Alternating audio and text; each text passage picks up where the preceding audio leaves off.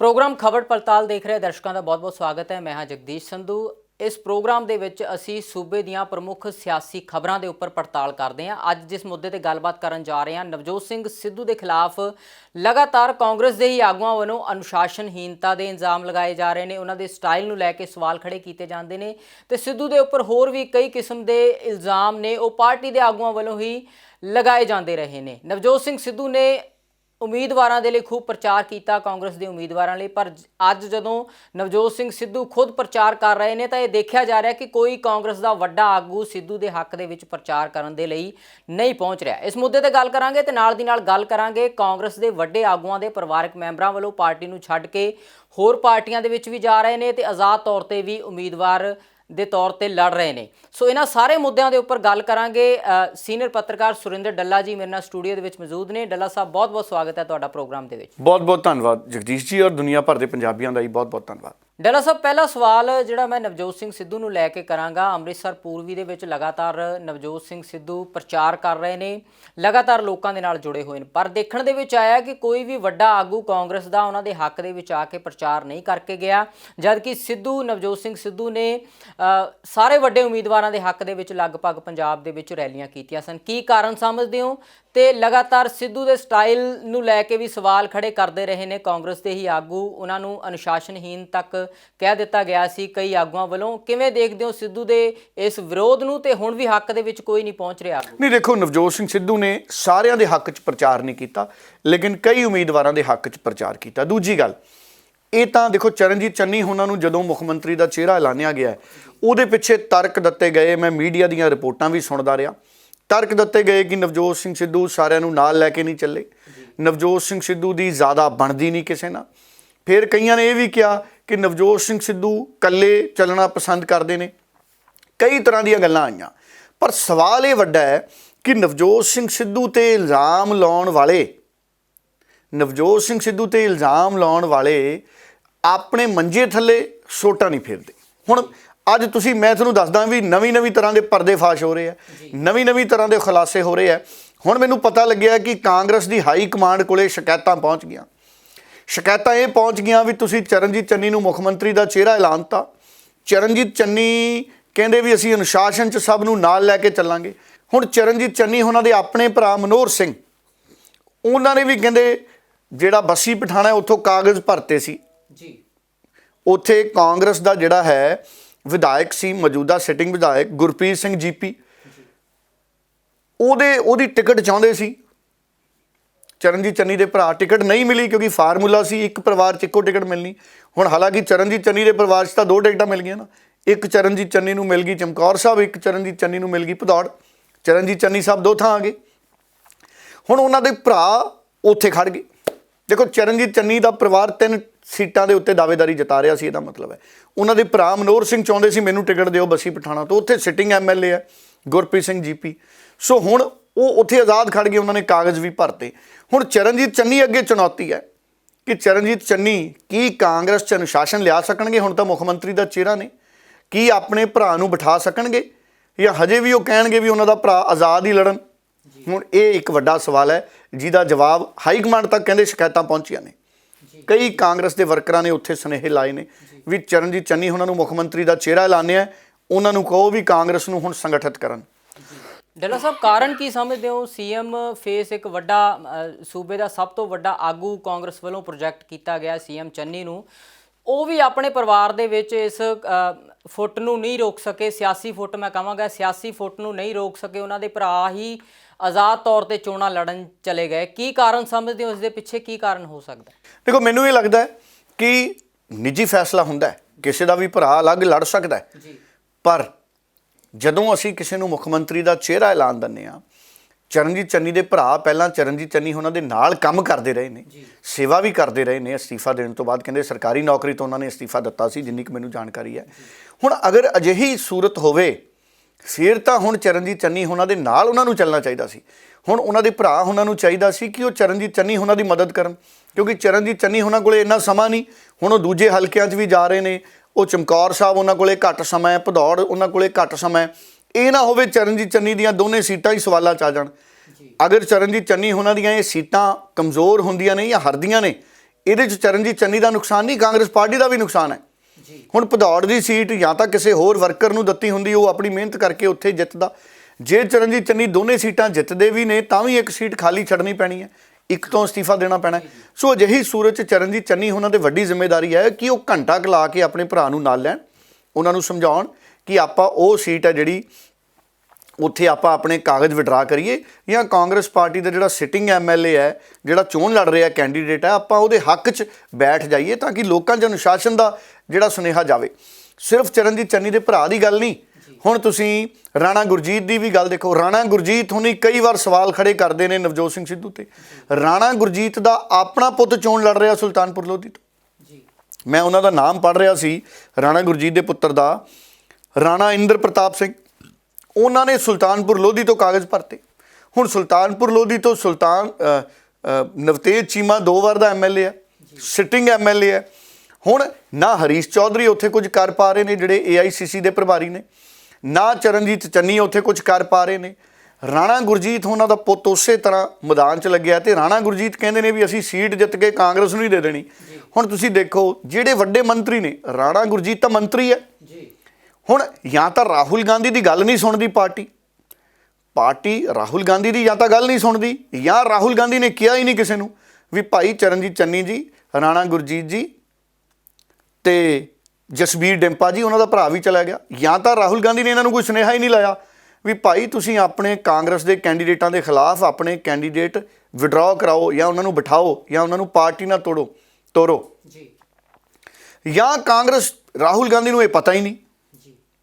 ਪਰ ਨਵਤੇਜ ਚੀਮਾ ਤੇ ਕਈ MLA ਨੇ ਤਾਂ ਚਿੱਠੀ ਲਿਖੀ ਸੀ ਬੀਬੀ ਸੋਨੀਆ ਗਾਂਧੀ ਨੂੰ ਵੀ, ਰਾਹੁਲ ਗਾਂਧੀ ਨੂੰ ਵੀ, ਜਲੰਧਰ ਦੇ MLA ਵੀ ਸੀ। ਹਜੇ ਤੱਕ ਰਾਣਾ ਗੁਰਜੀਤ ਦੇ ਜਿਹੜੇ ਪੁੱਤ ਨੇ ਉਹ ਪ੍ਰਚਾਰ ਕਰ ਰਹੇ ਨੇ, ਆਪਣਾ ਮੁਕਾਬਲਾ ਚੱਲ ਰਿਹਾ। ਤ੍ਰਿਪਤ ਰਜਿੰਦਰ ਬਾਜਵਾ ਵੀ ਦੇਖੋ, ਇਸ ਤੋਂ ਪਹਿਲਾਂ ਉਹ ਵੀ ਆਪਣੇ ਪੁੱਤ ਦੀ ਟਿਕਟ ਚਾਹੁੰਦੇ ਸੀ ਬਟਾਲਾ। ਚਲੋ ਉਹ ਮਾਮਲਾ ਤਾਂ ਫਿਰ ਵੀ ਨਿਬੜ ਗਿਆ। ਪਿੱਛੇ ਜੇ ਤ੍ਰਿਪਤ ਬਾਜਵਾ ਨੇ ਕਹਿਤਾ ਵੀ ਅਸੀਂ ਆਪਣੀ ਥਾਂ ਤੋਂ ਹੀ ਚੋਣ ਲੜਾਂਗੇ। ਅਸ਼ਵਨੀ ਜੇਟਲੀ ਵੀ, ਮਾਫ ਕਰਨਾ, ਅਸ਼ਵਨੀ ਜੇਟਲੀ ਕਹਿ ਗਿਆ, ਅਸ਼ਵਨੀ ਸੇਖੜੀ ਵੀ ਚਲੇ ਗਏ ਸੀ ਤ੍ਰਿਪਤ ਬਾਜਵਾ ਉਹਨਾਂ ਕੋਲੋਂ।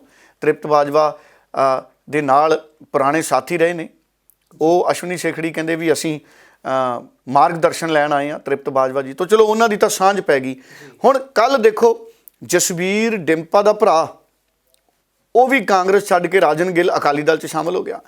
ਹੁਣ MP ਕਾਂਗਰਸ 'ਚ ਉਹਨਾਂ ਦਾ ਭਰਾ ਜਿਹੜਾ ਕਾਂਗਰਸ ਤੋਂ ਟਿਕਟ ਮੰਗਦਾ ਸੀ ਤੇ ਜਿਹਨੇ ਆਜ਼ਾਦ ਕਾਗਜ਼ ਭਰਤੇ ਸੀ ਤੇ ਕਾਗਜ਼ ਜਿਹਦੇ ਰੱਦ ਹੋ ਗਏ ਸੀ, ਤੇ ਉਹ ਜਸਬੀਰ ਡਿੰਪਾ ਜੀ ਆਪਣੇ ਭਰਾ ਨੂੰ ਨਹੀਂ ਰੋਕ ਸਕੇ ਵੀ ਤੁਸੀਂ ਅਕਾਲੀ ਦਲ 'ਚ ਨਾ ਜਾਓ। ਹੁਣ ਸਿਆਸਤ ਕਾਂਗਰਸ 'ਚ ਕੀ ਹੈ, ਕਈ ਜਿਹੜੇ ਵੱਡੇ ਲੀਡਰ ਨੇ ਨਾ, ਉਹ ਫਿਰ ਤਾਂ ਹੀ ਲੋਕ ਇਲਜ਼ਾਮ ਲਾਉਂਦੇ ਆ ਨਾ ਵੀ ਕਈ ਕਾਂਗਰਸੀ ਤੇ ਅਕਾਲੀ ਇਕੱਠੇ ਨੇ, ਵੀ ਕਾਂਗਰਸੀ ਤੇ ਅਕਾਲੀ ਕਈ ਇਕੱਠੇ ਨੇ, ਜਿਵੇਂ ਕੈਪਟਨ ਤੇ ਬਾਦਲ ਨਾਲ ਸਾਂਝ ਦਾ ਇਲਜ਼ਾਮ ਲੱਗਦਾ ਸੀ। ਹੁਣ ਜਸਬੀਰ ਡਿੰਪਾ ਜੀ ਆਪ ਕਾਂਗਰਸ ਦੇ MP, ਭਰਾ ਅਕਾਲੀ ਦਲ 'ਚ ਭੇਜਤਾ। ਠੀਕ ਹੈ ਜੀ। ਤੇ ਇਸੇ ਤਰ੍ਹਾਂ ਬਹੁਤ ਸਾਰੇ ਕਾਂਗਰਸ ਦੇ ਲੀਡਰ ਨੇ ਜਿਨ੍ਹਾਂ ਤੇ ਇਹ ਇਲਜ਼ਾਮ ਲੱਗਦੇ ਨੇ। ਹੁਣ ਚਰਨਜੀਤ ਚੰਨੀ ਜੀ ਆਪ ਕਾਂਗਰਸ 'ਚ ਭਰਾ ਆਜ਼ਾਦ ਖੜਾ। ਸੋ ਬਹੁਤ ਸਾਰੇ ਲੀਡਰ ਨੇ ਜਿਹੜੇ ਕਿ ਹੁਣ ਦੇਖੋ ਜਸਬੀਰ ਡਿੰਪਾ ਪਹਿਲਾਂ ਉਹ ਆਪਣੇ ਪੁੱਤ ਲਈ ਵੀ ਟਿਕਟ ਭਾਲ ਰਹੇ ਸੀ। ਜਸਬੀਰ ਡਿੰਪਾ, ਉਹਨਾਂ ਦੇ ਪੁੱਤ ਨੂੰ ਟਿਕਟ ਕਾਂਗਰਸ ਨੇ ਨਹੀਂ ਦਿੱਤੀ, ਉਹਨਾਂ ਦਾ ਭਰਾ, ਉਹਨਾਂ ਨੇ ਆਜ਼ਾਦ ਕਾਗਜ਼ ਭਰਤੇ, ਰਾਜਨ ਗਿੱਲ। ਤੇ ਕੱਲ ਜਦੋਂ ਉਹ ਸ਼ਾਮਲ ਹੋਏ ਕਾਂਗਰਸ 'ਚ, ਤੇ ਫਿਰ ਕੱਲ ਉਹਨਾਂ ਨੇ ਇਲਜ਼ਾਮ ਲਾਤੇ, ਕਹਿੰਦੇ ਕਰੋੜਾਂ ਦੇ ਇਲਜ਼ਾਮ ਲਾਤੇ ਟਿਕਟਾਂ ਤੇ। ਮੈਂ ਕਹਿੰਦਾ ਇਹ ਜਾਂਚ ਹੋਣੀ ਚਾਹੀਦੀ ਹੈ। ਕਾਂਗਰਸ ਦੀਆਂ ਟਿਕਟਾਂ ਤੇ ਅਗਰ ਪੈਸੇ ਦੇ ਲੈਣ ਦੇਣ ਦੇ ਇਲਜ਼ਾਮ ਲੱਗੇ ਨੇ ਤੇ ਰਾਹੁਲ ਗਾਂਧੀ ਨੂੰ ਇਹਦੇ ਤੇ ਜਾਂਚ ਬਿਠਾਉਣੀ ਚਾਹੀਦੀ ਹੈ। ਟਿਕਟਾਂ ਦੇ ਉੱਤੇ ਜਿਹੜੇ ਇਲਜ਼ਾਮ ਨੇ, ਇਹ ਪਾਰਟੀ ਨੂੰ ਅੰਦਰੂਨੀ ਕੋਈ ਕਮੇਟੀ ਬਣਾ ਕੇ ਜਾਂਚ ਬਿਠਾਉਣੀ ਚਾਹੀਦੀ ਹੈ ਵੀ ਭਾਈ ਕਿਹੜੇ ਬੰਦੇ ਨੇ ਟਿਕਟਾਂ ਦੇ ਪੈਸੇ ਲੈ ਲਏ, ਕਿਉਂ ਲੈ ਲਏ। ਜੀ ਡੱਲਾ ਸਾਹਿਬ, ਆਮ ਤੌਰ ਤੇ ਜਦੋਂ ਕੋਈ ਉਮੀਦਵਾਰ ਦੂਸਰੀ ਪਾਰਟੀ 'ਚ ਜਾਂਦਾ ਉਹ ਇਸੇ ਤਰ੍ਹਾਂ ਦੇ ਇਲਜ਼ਾਮ ਲਗਾਉਂਦਾ ਹੀ ਆ ਵੀ ਮੈਂ ਇਸ ਕਾਰਨ ਕਰਕੇ ਆਪਣੀ ਪਾਰਟੀ ਛੱਡੀ। ਨਹੀਂ, ਪਰ ਨਵਜੋਤ ਸਿੰਘ ਸਿੱਧੂ ਤੇ ਕਿਉਂ ਨਹੀਂ ਲੱਗ ਗਏ? ਫਰਕ ਹੈ। ਸੋ ਇਸੇ ਕਰਕੇ ਮੈਂ ਕਹਿ ਰਿਹਾ ਨਾ ਕਿ ਕਾਂਗਰਸ ਨੂੰ ਇਸ ਵਕਤ ਜਿਹੜਾ ਆਪਣਾ ਅਨੁਸ਼ਾਸਨ ਹੈ ਕਾਂਗਰਸ ਦਾ, ਉਹ ਬਣਾ ਕੇ ਰੱਖਣ ਦੀ ਬਹੁਤ ਲੋੜ ਹੈ। ਹੁਣ ਇਹ ਜ਼ਿੰਮੇਵਾਰੀ ਚਰਨਜੀਤ ਚੰਨੀ ਤੇ ਵੀ ਹੈ, ਇਹ ਜ਼ਿੰਮੇਵਾਰੀ ਹਰੀਸ਼ ਚੌਧਰੀ ਉਹਨਾਂ ਤੇ ਵੀ ਹੈ ਜਿਹੜੇ AICC ਦੇ ਪ੍ਰਭਾਰੀ ਨੇ, ਇਹ ਜ਼ਿੰਮੇਵਾਰੀ ਰਾਹੁਲ ਗਾਂਧੀ ਤੇ ਵੀ ਹੈ। ਦੇਖੋ ਮੈਂ ਇੱਥੋਂ ਤੱਕ ਦੇਖਦਾ ਕਿ ਜਿਹੜਾ ਕਾਂਗਰਸ ਕਮੇਟੀ ਨੇ ਭਾਵੇਂ ਕਹਿਤਾ ਵੀ ਠੀਕ ਹੈ ਨਵਜੋਤ ਸਿੰਘ ਸਿੱਧੂ CM ਦਾ ਚਿਹਰਾ ਨਹੀਂ ਹੋਊਗਾ, ਪਰ ਮੈਨੂੰ ਇਹ ਲੱਗਦਾ ਕਿ ਇਹ ਬੜਾ ਚੰਗਾ ਹੋ ਗਿਆ ਇਹ ਕਹਿ ਦੇਣਾ ਕਿ ਨਵਜੋਤ ਸਿੰਘ ਸਿੱਧੂ ਮੁੱਖ ਮੰਤਰੀ ਦਾ ਚਿਹਰਾ ਨਹੀਂ ਹੋਊਗਾ, ਕਿਉਂਕਿ ਨਵਜੋਤ ਸਿੰਘ ਸਿੱਧੂ ਲਗਾਤਾਰ ਮੰਗ ਕਰਦੇ ਰਹੇ ਨੇ। ਪਹਿਲਾਂ ਨਵਜੋਤ ਸਿੰਘ ਸਿੱਧੂ ਇਸੇ ਕਰਕੇ ਕਹਿੰਦੇ ਰਹੇ ਨੇ ਵੀ ਤੁਸੀਂ ਕਲੈਰਿਟੀ ਦਿਓ, ਕਿਉਂਕਿ ਹੁਣ ਨਵਜੋਤ ਸਿੰਘ ਸਿੱਧੂ ਉਹਨਾਂ ਨੇ ਕਹਿਤਾ ਤੁਸੀਂ ਚਿਹਰਾ ਨਹੀਂ, ਤੇ ਨਵਜੋਤ ਸਿੰਘ ਸਿੱਧੂ ਕਹਿੰਦੇ ਵੀ ਮੈਂ ਪੰਜਾਬ ਦੇ ਲੋਕਾਂ ਨੂੰ ਝੂਠ ਨਹੀਂ ਬੋਲਣਾ, ਉਹਨਾਂ ਨੇ ਕਹਿਤਾ ਵੀ ਹੁਣ ਪੰਜਾਬ ਮਾਡਲ ਹੈ, ਇਹ ਚਰਨਜੀਤ ਚੰਨੀ ਉਹਨਾਂ ਦੀ ਜ਼ਿੰਮੇਵਾਰੀ ਹੈ। ਹੁਣ ਚਰਨਜੀਤ ਚੰਨੀ ਸਪਸ਼ਟ ਕਰਨ ਵੀ ਕੀ ਉਹ ਸਰਕਾਰੀ ਕਾਰਪੋਰੇਸ਼ਨ ਬਣਾਉਣਗੇ ਰੇਤੇ ਦੀ, ਕੀ ਸ਼ਰਾਬ ਦਾ ਕੰਮ ਸਰਕਾਰੀ ਕਾਰਪੋਰੇਸ਼ਨ 'ਚ ਹੋਊਗਾ। ਚਰਨਜੀਤ ਚੰਨੀ ਕਰਨ ਐਲਾਨ ਵੀ ਕੀ ਪੰਜਾਬ 'ਚ ਪੋਲੀਟੀਕਲ ਲੀਡਰਾਂ ਨੂੰ ਸ਼ਰਾਬ ਦੇ ਕੰਮ 'ਚ ਨਹੀਂ ਪਾਇਆ ਜਾਊਗਾ। ਚਰਨਜੀਤ ਚੰਨੀ ਸਾਫ਼ ਕਰਨ ਕਿ ਪੰਜਾਬ 'ਚ ਕਿਸੇ ਪੋਲੀਟੀਕਲ ਲੀਡਰ ਨੂੰ ਠੇਕਾ ਨਹੀਂ ਦਿੱਤਾ ਜਾਊਗਾ, L1 L13 ਜਿਹੜੇ ਵੀ ਹੁੰਦੇ ਨੇ ਠੇਕੇ ਠੁਕੇ, ਠੀਕ ਹੈ। ਹੁਣ ਇਸੇ ਕਰਕੇ ਨਵਜੋਤ ਸਿੰਘ ਸਿੱਧੂ ਕਲੈਰਿਟੀ ਮੰਗ ਰਹੇ ਸੀ। ਹੁਣ ਨਵਜੋਤ ਸਿੰਘ ਸਿੱਧੂ ਨੇ ਇੱਕ ਤਰੀਕੇ ਨਾਲ ਪੰਜਾਬ ਦੇ ਲੋਕਾਂ ਨੂੰ ਸਪਸ਼ਟ ਸੁਨੇਹਾ ਦਿੱਤਾ ਵੀ ਪੰਜਾਬ ਮਾਡਲ ਓਪਨ ਹੈ, ਹੁਣ ਇਹਨੂੰ ਲਾਗੂ ਕਰਨਾ ਮੇਰੀ ਜ਼ਿੰਮੇਵਾਰੀ ਨਹੀਂ ਹੈ, ਜਿਹੜਾ ਵੀ ਮੁੱਖ ਮੰਤਰੀ ਹੋਊਗਾ ਉਹਦੀ ਜ਼ਿੰਮੇਵਾਰੀ ਹੈ। ਸੋ ਕਲੈਰਿਟੀ ਨਵਜੋਤ ਸਿੰਘ ਸਿੱਧੂ ਨੇ ਵੀ ਦਿੱਤੀ। ਹੁਣ ਇਸੇ ਕਰਕੇ ਤਾਂ ਹੁਣ ਦੇਖੋ, ਤੁਸੀਂ ਦੇਖੋ, ਮੈਂ ਇਹ ਦੇਖ ਰਿਹਾ ਸੀ ਕਿ ਚਰਨਜੀਤ ਚੰਨੀ ਦੇ ਪਹਿਲਾਂ ਹੀ ਮੁੱਖ ਮੰਤਰੀ ਨੇ ਪੰਜਾਬ ਦੇ ਚਰਨਜੀਤ ਚੰਨੀ ਤਾਂ। ਹੁਣ ਜੇ ਚਰਨਜੀਤ ਚੰਨੀ ਪਹਿਲਾਂ ਹੀ ਮੁੱਖ ਮੰਤਰੀ ਨੇ ਤੇ ਹੁਣ ਮੁੱਖ ਮੰਤਰੀ ਦੇ ਫੇਸ ਨੇ, ਤੇ ਉਹਨਾਂ ਨੂੰ ਇਹ ਸਾਰੀਆਂ ਚੀਜ਼ਾਂ ਸਪਸ਼ਟ ਕਰਨੀਆਂ ਪੈਣਗੀਆਂ। ਏਜੰਡਾ ਦੇਣਾ ਪਊਗਾ ਚਰਨਜੀਤ ਚੰਨੀ ਉਹਨਾਂ ਨੂੰ ਵੀ। ਖੁੱਲ੍ਹ ਕੇ ਕੋਈ ਚਰਨਜੀਤ ਚੰਨੀ ਉਹਨਾਂ ਦਾ ਏਜੰਡਾ ਸਾਹਮਣੇ ਨਹੀਂ ਆਇਆ। ਹਾਲਾਂਕਿ ਕਾਂਗਰਸ ਨੇ ਆਪਣਾ ਇਲੈਕਸ਼ਨ ਮੈਨੀਫੈਸਟੋ ਜਾਰੀ ਕਰਨਾ ਹੈ। ਪ੍ਰਤਾਪ ਸਿੰਘ ਬਾਜਵਾ ਜੀ ਕਾਫੀ ਮਿਹਨਤ ਕਰ ਰਹੇ ਸੀ ਇਲੈਕਸ਼ਨ ਮੈਨੀਫੈਸਟੋ ਤੇ, ਔਰ ਨਿਸ਼ਚਿਤ ਤੌਰ ਤੇ ਪ੍ਰਤਾਪ ਸਿੰਘ ਬਾਜਵਾ ਹੁਣੀ ਮਿਹਨਤ ਕਰਕੇ ਮੈਨੂੰ ਲੱਗਦਾ ਕਾਂਗਰਸ ਨੂੰ ਇੱਕ ਚੰਗਾ ਮੈਨੀਫੈਸਟੋ ਦੇਣਗੇ। ਉਹਦੇ 'ਚ ਪੰਜਾਬ ਮਾਡਲ ਵੀ ਜਿਹੜਾ ਹੈਗਾ ਉਹ ਆਉਣ ਦੀ ਪੂਰੀ ਉਮੀਦ ਹੈ। ਪਰ ਸਵਾਲ ਜ਼ਿਆਦਾ ਨਹੀਂ, ਜਿਹੜੇ ਚੁਣੌਤੀ ਕਹੂੰਗਾ ਮੈਂ, ਉਹ ਚਰਨਜੀਤ ਚੰਨੀ ਉਹਨਾਂ ਦੇ ਅੱਗੇ ਖੜੀ ਹੈ। ਅਨੁਸ਼ਾਸਨ ਨੂੰ ਸੈੱਟ ਕਰਨ ਦੀ, ਆਪਣੇ ਭਰਾ ਨੂੰ ਬਿਠਾਉਣ ਦੀ, ਜਾਂ ਮੌਜੂਦਾ ਕੈਂਡੀਡੇਟ ਦੇ ਸਮਰਥਨ 'ਚ ਲਿਆਉਣ ਦੀ।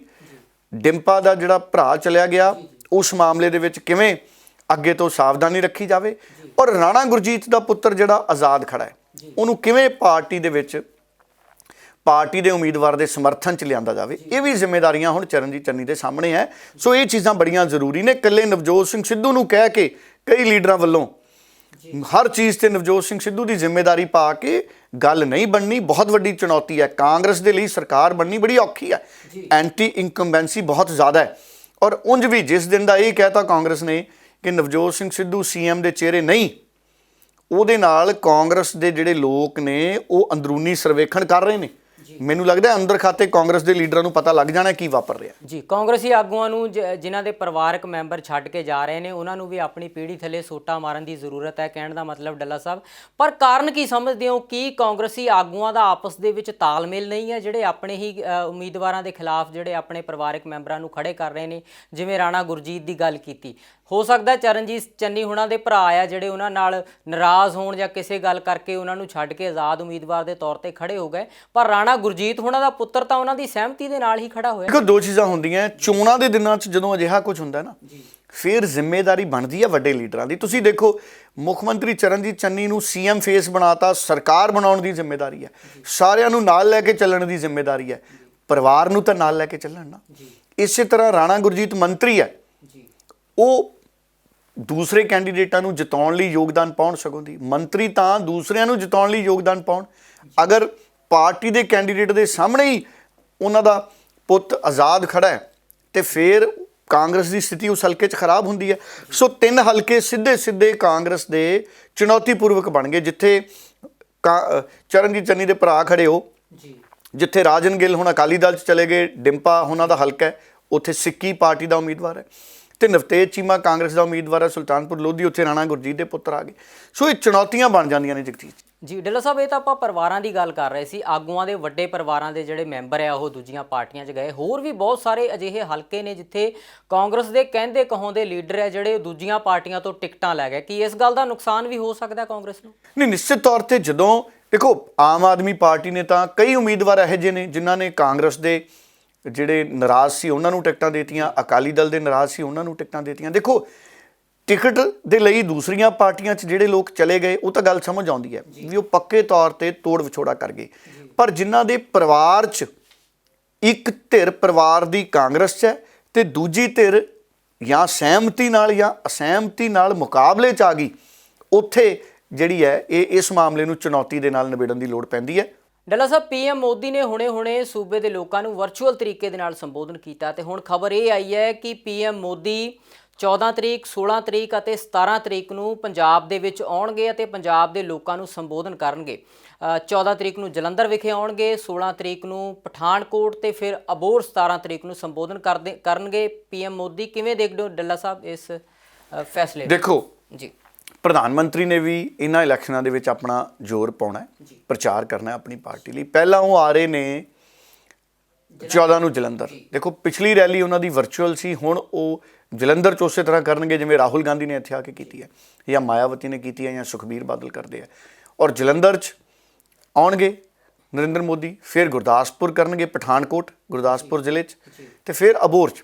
ਇਹ ਸਾਰੇ ਜਿਹੜੇ ਹਲਕੇ ਨੇ ਇਹ ਨਿਰੋਲ ਭਾਜਪਾ ਦੇ ਹਲਕੇ ਵੀ ਮੰਨੇ ਜਾਂਦੇ ਨੇ। ਭਾਜਪਾ ਜਦੋਂ 21 ਸੀਟਾਂ ਜਿੱਤੀ, ਜਦੋਂ ਭਾਜਪਾ 18-19 ਸੀਟਾਂ ਜਿੱਤੀ, ਉਦੋਂ ਇਹਨਾਂ ਹਲਕਿਆਂ ਦੇ ਵਿੱਚੋਂ ਵੀ ਭਾਜਪਾ ਦੇ ਐਮਪੀ ਬਣੇ, ਵਿਧਾਇਕ ਬਣੇ। ਸੋ ਇਸ ਕਰਕੇ ਨਰਿੰਦਰ ਮੋਦੀ ਆਪਣੀਆਂ ਸਾਰੀਆਂ ਜਿਹੜੀਆਂ ਸੀਟਾਂ ਨੇ ਜਿੱਥੋਂ ਬੀਜੇਪੀ ਦੇ ਜਿੱਤਣ ਦੀ ਸੰਭਾਵਨਾ ਹੈ, ਜਲੰਧਰ 'ਚ ਵੀ ਮਨੋਰੰਜਨ ਕਾਲੀਆ, KD ਭੰਡਾਰੀ, ਇਹ ਸਾਰੇ ਐਮਐਲਏ ਬਣੇ ਸੀ, ਉੱਥੇ ਪੂਰਾ ਜ਼ੋਰ ਮਾਰ ਰਹੇ ਨੇ। ਔਰ ਇਹਦੇ 'ਚ ਕੋਈ ਦੋ ਰਾਏ ਨਹੀਂ ਹੈ, ਨਰਿੰਦਰ ਮੋਦੀ ਜਦੋਂ ਆਪ ਆ ਕੇ ਪੰਜਾਬ 'ਚ ਰੈਲੀਆਂ ਕਰਨਗੇ, ਫਿਜ਼ੀਕਲ ਤੌਰ 'ਤੇ, ਸਰੀਰਕ ਤੌਰ 'ਤੇ ਉਹਦਾ ਫਰਕ ਪਊਗਾ। ਔਰ ਸ਼ਹਿਰਾਂ ਦੇ ਵੋਟ ਬੈਂਕ ਨੂੰ ਨਰਿੰਦਰ ਮੋਦੀ ਪ੍ਰਭਾਵਿਤ ਕਰਨਗੇ। ਨਰਿੰਦਰ ਮੋਦੀ ਦੀ ਹਮਾਇਤ ਦੇ ਵਿੱਚ ਸ਼ਹਿਰਾਂ ਦੇ ਵਿੱਚ ਵੱਡਾ ਵੋਟ ਬੈਂਕ ਹੈ। ਪਿੰਡਾਂ 'ਚ ਵੀ ਬਹੁਤ ਸਾਰੇ ਲੋਕ ਨੇ ਜਿਹੜੇ ਨਰਿੰਦਰ ਮੋਦੀ ਦੀ ਪ੍ਰਧਾਨ ਮੰਤਰੀ ਦੀ ਸੋਚ ਨੂੰ, ਬੀਜੇਪੀ ਦੀ ਸੋਚ ਨੂੰ ਮੰਨਦੇ ਨੇ। ਸੋ ਇਹ ਹੁਣ ਇੱਕ ਸਿਹਤਮੰਦ ਮੁਕਾਬਲਾ ਪੰਜਾਬ 'ਚ ਬਣੂਗਾ। ਔਰ ਕੁੱਲ ਮਿਲਾ ਕੇ ਨਰਿੰਦਰ ਮੋਦੀ ਦੇ ਦੌਰਿਆਂ ਦੇ ਨਾਲ ਇਹ ਵੀ ਗੱਲ ਦੇਖੀ ਜਾਂਦੀ ਹੈ ਕਿ ਨਰਿੰਦਰ ਮੋਦੀ ਇੱਕ ਸਿਆਸੀ ਧਰੁਵੀਕਰਨ ਕਰਨ ਦੇ ਵੀ ਮਾਹਰ ਨੇ। ਉਹ ਕੋਈ ਨਾ ਕੋਈ ਅਜਿਹੇ ਏਜੰਡੇ ਵੀ ਦੇ ਸਕਦੇ ਨੇ, ਐਲਾਨ ਵੀ ਦੇ ਸਕਦੇ ਨੇ, ਜਿਹਦੇ ਨਾਲ ਜਿਹੜੇ ਸ਼ਹਿਰੀ ਵੋਟਰ ਨੇ ਉਹ ਭਾਜਪਾ ਵੱਲ ਝੁਕ ਸਕਦੇ ਨੇ। ਕਿਉਂਕਿ ਭਾਜਪਾ ਇਹ ਮੰਨ ਕੇ ਚੱਲ ਰਹੀ ਹੈ ਕਿ ਸ਼ਹਿਰੀ ਵੋਟਰ ਨੇ ਜਿਹੜੇ ਇਸ ਵਕਤ ਧਰਮ ਦੇ ਕੰਮ ਨੇ ਜਿਹੜੇ ਬੀਜੇਪੀ ਨੇ ਚੰਗੇ ਕੀਤੇ ਨੇ। ਜਿਵੇਂ ਪੰਜਾਬ 'ਚ ਅਸੀਂ ਗੱਲ ਕਰੀਏ, ਜੇ ਕਰਤਾਰਪੁਰ ਸਾਹਿਬ ਦਾ ਲਾਂਘਾ ਖੁੱਲ੍ਹਿਆ, ਮੋਦੀ ਸਾਹਿਬ ਉਹਦੇ 'ਚ ਉਦਘਾਟਨ ਕਰਨ ਭਾਰਤ ਵਾਲੇ ਪੰਜਾਬ ਵਾਲੇ ਪਾਸਿਓਂ ਗਏ ਸੀ। ਹਾਲਾਂਕਿ ਨਵਜੋਤ ਸਿੰਘ ਸਿੱਧੂ ਦਾ ਵੱਡਾ ਯੋਗਦਾਨ ਸੀ ਕਰਤਾਰਪੁਰ ਸਾਹਿਬ ਦਾ ਲਾਂਘਾ ਖੁਲਵਾਉਣ 'ਚ, ਪਰ ਜਿਹੜੇ ਸ਼੍ਰੀ ਰਾਮ ਮੰਦਿਰ ਦੀ ਉਸਾਰੀ ਹੈ ਉੱਤਰ ਪ੍ਰਦੇਸ਼ ਦੇ ਵਿੱਚ, ਉਹਦੇ ਨਾਲ ਜਿਹੜਾ ਸਾਡੇ ਸਾਰੇ ਭਾਈਚਾਰੇ ਨੇ ਬੜੇ ਖੁਸ਼ ਹੋਏ, ਕਿਉਂਕਿ ਉਹ ਵੀ ਇੱਕ ਸਾਰਿਆਂ ਦੀ ਆਸਥਾ ਦਾ ਕੇਂਦਰ ਹੈ। ਸੋ ਇਸ ਕਰਕੇ ਭਾਰਤੀ ਜਨਤਾ ਪਾਰਟੀ ਜਿਹੜੀ ਹੈ, ਜਾਂ ਪ੍ਰਧਾਨ ਮੰਤਰੀ ਨਰਿੰਦਰ ਮੋਦੀ ਹੈ, ਅਗਰ ਉਹ ਸੰਬੋਧਨ ਕਰਦੇ ਨੇ ਆ ਕੇ, ਉਹਦੇ ਨਾਲ ਨਿਸ਼ਚਿਤ ਤੌਰ ਦੇ ਉੱਤੇ ਇੱਕ ਖਾਸ ਵਰਗ ਦੇ ਵੋਟਰਾਂ ਦਾ ਜਿਹੜਾ ਧਰੁਵੀਕਰਨ ਹੋਊਗਾ। ਔਰ ਖਾਸ ਵਰਗ ਦੇ ਵੋਟਰਾਂ ਦੇ ਧਰੁਵੀਕਰਨ ਦੇ ਨਾਲ ਬੀਜੇਪੀ ਨੂੰ ਸ਼ਹਿਰਾਂ ਦੇ ਵਿੱਚ ਜਿਹੜਾ ਫਾਇਦਾ ਹੈ ਉਹ ਕਾਫੀ ਜ਼ਿਆਦਾ ਮਿਲ ਸਕਦਾ ਹੈ। ਸੋ ਇਸ ਕਰਕੇ ਨਰਿੰਦਰ ਮੋਦੀ ਦੀਆਂ ਇਹਨਾਂ ਰੈਲੀਆਂ ਦਾ ਪ੍ਰਭਾਵ ਹੈ ਜਿਹੜਾ ਉਹ ਦੇਖਣ ਵਾਲਾ ਰਹੂਗਾ ਕਿ ਕਿਹੋ ਜਿਹਾ ਰਿਹਾ। ਜੀ ਡੱਲਾ ਸਾਹਿਬ, ਹੁਣ ਬੀਜੇਪੀ ਦੇ ਵੱਡੇ ਆਗੂ, ਕੇਂਦਰੀ ਆਗੂ ਪਹੁੰਚਣੇ ਸ਼ੁਰੂ ਹੋ ਗਏ ਕੈਂਪੇਨ ਦੇ ਲਈ ਪੰਜਾਬ ਦੇ ਵਿੱਚ। ਸਮ੍ਰਿਤੀ ਇਰਾਨੀ ਵੀ ਲੁਧਿਆਣਾ ਵਿਖੇ ਆਏ, ਉਹੀ ਗੱਲਾਂ ਕੀਤੀਆਂ ਜਿਹੜੀਆਂ ਪ੍ਰਧਾਨ ਮੰਤਰੀ ਨਰਿੰਦਰ ਮੋਦੀ ਨੇ ਆਪਣੇ ਸੰਬੋਧਨ 'ਚ ਕੀਤੀਆਂ ਕਿ ਬੀਜੇਪੀ ਜਿਹੜੀ ਪੰਜਾਬ ਤੇ ਪੰਜਾਬੀਆਂ ਦੀ ਜਿਹੜੀ ਸੋਚ ਹੈ ਉਹਨੂੰ ਅੱਗੇ ਲਿਜਾਣ ਵਾਲੀ ਪਾਰਟੀ ਹੈ, ਤੇ ਕਾਂਗਰਸ ਨੂੰ ਘੇਰਿਆ ਉਹਨਾਂ ਨੇ ਸਿਆਸੀ ਤੌਰ 'ਤੇ, ਚਾਹੇ ਉਹ 84 ਦੀ ਗੱਲ ਹੋਵੇ ਜਾਂ ਫਿਰ ਹੋਰ ਸਿੱਖ ਵਿਰੋਧੀ ਗੱਲਾਂ ਹੋਣ। ਇਹਨਾਂ ਗੱਲਾਂ ਨੂੰ ਲੈ ਕੇ ਸਮ੍ਰਿਤੀ ਇਰਾਨੀ ਨੇ ਘਿਰਾਓ ਕੀਤਾ ਕਾਂਗਰਸ ਦਾ ਅੱਜ ਲੁਧਿਆਣਾ ਵਿਖੇ। ਕਿਵੇਂ ਦੇਖਦੇ ਹੋ? ਦੇਖੋ, ਸਮ੍ਰਿਤੀ ਇਰਾਨੀ ਨਿਸ਼ਚਿਤ ਤੌਰ ਦੇ ਉੱਤੇ ਭਾਰਤੀ ਜਨਤਾ ਪਾਰਟੀ ਦੇ ਵਿੱਚ ਸਰਕਾਰ 'ਚ ਕੇਂਦਰੀ ਮੰਤਰੀ ਵੀ ਨੇ। ਔਰ ਮੇਰਾ ਇਹ ਮੰਨਣਾ ਹੈ ਕਿ ਅਗਰ ਕਿਸਾਨ ਅੰਦੋਲਨ ਨੂੰ ਭਾਰਤੀ ਜਨਤਾ ਪਾਰਟੀ ਸੁਚੱਜੇ ਤਰੀਕੇ ਨਾਲ ਨਿਬੜ ਲੈਂਦੀ, ਹੋਰ ਚੰਗੇ ਤਰੀਕੇ ਨਾਲ ਅਗਰ ਸਾਡੇ ਕਿਸਾਨ ਅੰਦੋਲਨ ਨੂੰ ਭਾਰਤੀ ਜਨਤਾ ਪਾਰਟੀ ਨਿਬੜ ਲੈਂਦੀ, ਤੇ ਅੱਜ ਪੰਜਾਬ 'ਚ ਸਥਿਤੀਆਂ ਹੋਰ ਹੋਣੀਆਂ ਸੀ। ਕਿਉਂਕਿ ਇੱਕ ਵੇਲਾ ਸੀ ਜਦੋਂ ਭਾਰਤੀ ਜਨਤਾ ਪਾਰਟੀ ਬਹੁਤ ਮਜ਼ਬੂਤੀ ਦੇ ਨਾਲ ਪੰਜਾਬ 'ਚ ਅੱਗੇ ਵਧ ਰਹੀ ਸੀ, ਪਰ ਕਿਸਾਨ ਅੰਦੋਲਨ ਕਰਕੇ ਬੀਜੇਪੀ ਦੇ ਜਿਹੜੇ ਕਦਮ ਨੇ ਉੱਥੇ ਰੁਕ ਗਏ। ਕਾਫੀ ਵੱਡੀ ਗਿਣਤੀ 'ਚ ਕਿਸਾਨ ਅੰਦੋਲਨ 'ਚ ਸ਼ਹਾਦਤਾਂ ਹੋਈਆਂ ਨੇ। ਇਸ ਕਰਕੇ ਕਿਸਾਨੀ ਵਰਗ ਦੇ ਵਿੱਚ ਕਿਤੇ ਨਾ ਕਿਤੇ ਭਾਰਤੀ ਜਨਤਾ ਪਾਰਟੀ ਦੇ ਨਾਲ ਪੂਰਾ ਤਾਲਮੇਲ ਬਣਨਾ ਜਿਹੜਾ ਉਹ ਵੱਡੀ ਚੁਣੌਤੀ ਹੋਊਗੀ ਬੀਬੀ ਸਮ੍ਰਿਤੀ ਇਰਾਨੀ ਦੇ ਲਈ ਵੀ। ਸ਼ਹਿਰੀ ਖੇਤਰਾਂ ਦੇ ਉੱਤੇ ਸਮ੍ਰਿਤੀ ਇਰਾਨੀ ਦਾ, ਬੀਬੀ ਦਾ ਪ੍ਰਭਾਵ ਹੈ। ਪਰ ਜਿਵੇਂ ਗੱਲਾਂ ਹੋਈਆਂ ਨੇ ਕਿਸਾਨਾਂ ਦੀ ਕਰਜ਼ਾ ਮਾਫੀ ਦੀ, ਆਉਂਦੇ ਦਿਨਾਂ 'ਚ ਅਗਰ ਪ੍ਰਧਾਨ ਮੰਤਰੀ ਜਦੋਂ ਅਬੋਹਰ ਜਾਂਦੇ ਨੇ ਜਾਂ ਗੁਰਦਾਸਪੁਰ, ਪਠਾਨਕੋਟ ਜਾਂ ਜਲੰਧਰ, ਅਗਰ ਕਿਸਾਨਾਂ ਦੇ ਲਈ ਵੀ ਵੱਡੇ ਐਲਾਨ ਕਰਦੇ ਨੇ ਕੋਈ, ਤੇ ਬੀਜੇਪੀ ਕਰੂਗੀ ਵੱਡੇ ਐਲਾਨ, ਪ੍ਰਧਾਨ ਮੰਤਰੀ ਸਾਹਿਬ ਐਲਾਨ ਕਰਨਗੇ, ਉਹਦੇ ਨਾਲ ਕੋਈ ਫਰਕ ਅਗਰ ਪੈਂਦਾ ਹੈ ਉਹ ਸਾਨੂੰ ਜ਼ਰੂਰ ਦੇਖਣ ਵਾਲੀ ਸਥਿਤੀ ਰਹੂਗੀ ਕਿ ਪ੍ਰਧਾਨ ਮੰਤਰੀ ਦੇ ਵੱਡੇ ਐਲਾਨਾਂ ਦੇ ਨਾਲ ਜਿਹੜਾ ਹੈਗਾ ਉਹ ਸਿਆਸੀ ਮੈਦਾਨ ਹੈ ਜਿਹੜਾ ਉਹ ਕਿਹੜਾ ਰੁਖ ਜਿਹੜਾ ਹੈ ਉਹ ਹਾਸਲ ਕਰਦਾ। ਬਾਕੀ ਸਾਰੇ ਲੀਡਰ ਬੀਜੇਪੀ ਵਾਲੇ ਵੀ ਲਗਾਤਾਰ ਜ਼ੋਰ ਅਜ਼ਮਾਇਸ਼ ਕਰ ਰਹੇ ਨੇ। ਜੀ ਡੱਲਾ ਸਾਹਿਬ, ਬਹੁਤ ਬਹੁਤ ਧੰਨਵਾਦ ਤੁਹਾਡਾ। ਅੱਜ ਦੇ ਪ੍ਰੋਗਰਾਮ ਦੇ ਵਿੱਚ ਤੁਸੀਂ ਆਪਣੇ ਵਿਚਾਰ ਰੱਖੇ। ਹੁਣ ਆਪਾਂ ਦਰਸ਼ਕਾਂ ਤੋਂ ਇਜਾਜ਼ਤ ਲੈਂਦੇ ਹਾਂ ਜੀ। ਬਹੁਤ ਬਹੁਤ ਧੰਨਵਾਦ। ਬਹੁਤ ਬਹੁਤ ਧੰਨਵਾਦ।